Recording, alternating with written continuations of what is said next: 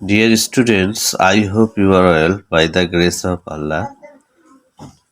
Today we learn another rules of degree, positive to comparative.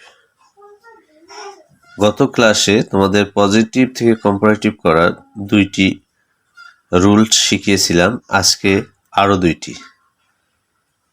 দেখো প্রথম বাক্যটা দেখো, Jerry was as small as my cousin.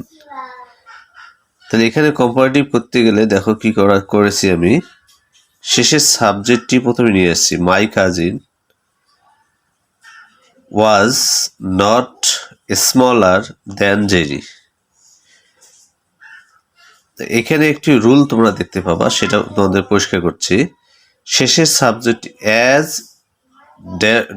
Dot dot as যদি থাকে, যে অ্যাজ আছে, পজিটিভ ডিগ্রি আছে, অ্যাজ আছে, এরকম যদি থাকে কোনো পজিটিভ ডিগ্রি, তাহলে তা কম্পারেটিভ করতে গেলে শেষের সাবজেক্টটি প্রথমে নিয়ে আসতে হবে, তারপর ভার্ব বসাতে হবে সাবজেক্ট অনুযায়ী, টেন্স অনুযায়ী, তারপর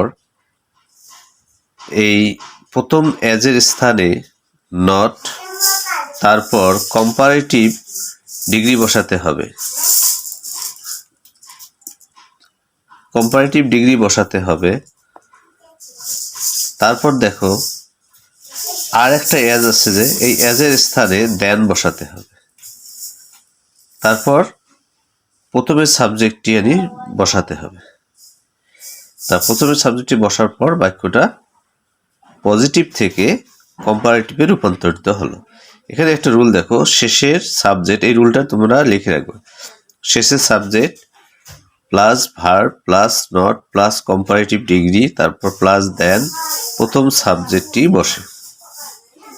দ্বিতীয়টাতে দেখো, যদি কোনো পজিটিভ ডিগ্রিতে as strong as, not as, এটা ছিল অ্যাজ ড্যাশ অ্যাজ, এখানে দেখো নট অ্যাজ ড্যাশ অ্যাজ যদি থাকে, তাহলে এখানে তোমরা সাবজেক্টের কোনো পরিবর্তন করবে না।